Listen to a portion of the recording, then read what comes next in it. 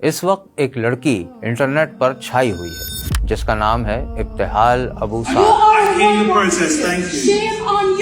اس نے مشہور ٹیک joint Microsoft کا بہت بڑا راز فاش کر ڈالا۔ مائکروسافٹ بھی اس لڑکی کے پیغام کو دبا نہیں پایا۔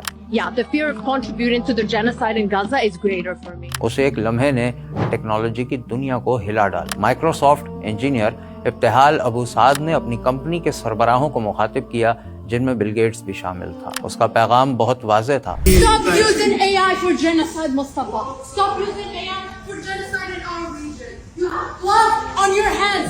All of Microsoft has blood on its hands. How do you all celebrate when Microsoft is killing children?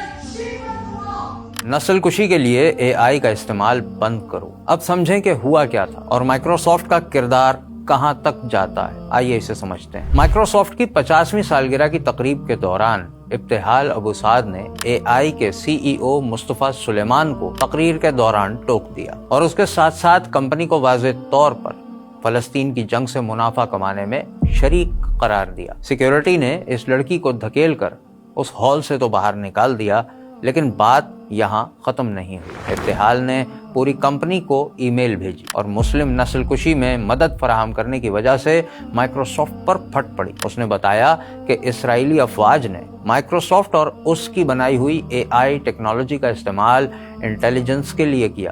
7 اکتوبر کے بعد سے اس نے یہ ٹیکنالوجی 200 بار استعمال کی۔ اور اتنا ہی نہیں، مائکروسافٹ اسرائیل کے انتہائی اہم اور بڑے دفاعی پروجیکٹس کو سروس بھی دیتی ہے جس میں اسرائیل کے ٹارگٹس بھی شامل ہیں اور فلسطینی عوام کا ڈیٹا بھی۔ یعنی مائکروسافٹ کا اے آئی فلسطینی عوام کی جاسوسی، نگرانی، حتیٰ کہ ان کے قتل تک ہر قدم پر شریک ہے۔ ان ٹارگٹس میں عام آبادی، صحافی، ڈاکٹرز اور طبی عملہ شامل ہے۔ ابتہال اور کئی دوسری رپورٹس کے مطابق مائکروسافٹ کا اسرائیلی ڈیفنس منسٹری کے ساتھ $133 ملین کا معاہدہ بھی ہوا ہے۔ ابتہال کا لکھا ہوا کوڈ جو اس نے آسانیاں پیدا کرنے کے لیے بنایا تھا، اب مبینہ طور پر فون کالز کو ٹریس کرنے کے لیے استعمال کیا جا رہا ہے، جس سے اسرائیلی فوج حملے کے لیے نشانے تلاش کرتی ہے۔ ذرا سوچ کر دیکھیں کہ مائکروسافٹ اب صرف سافٹ ویئر نہیں بنا رہی ہے بلکہ جنگ کو ایندھن فراہم کر رہی ہے اور اس سے منافع کما رہی ہے۔ اور جب ابتہال یا دوسرے مسلمان ملازمین آواز اٹھانے کی کوشش کرتے ہیں تو ان کی آواز کو دبایا جاتا ہے، انہیں ڈرایا جاتا ہے، بلکہ ملازمت سے نکال دیا جاتا ہے۔ ابتہال اس وقت سب سے بڑی آواز بن چکی ہے جس نے یہ بتایا کہ ٹیکنالوجی کی یہ بڑی کمپنی کس طرح نسل کشی میں مددگار بنی ہوئی ہے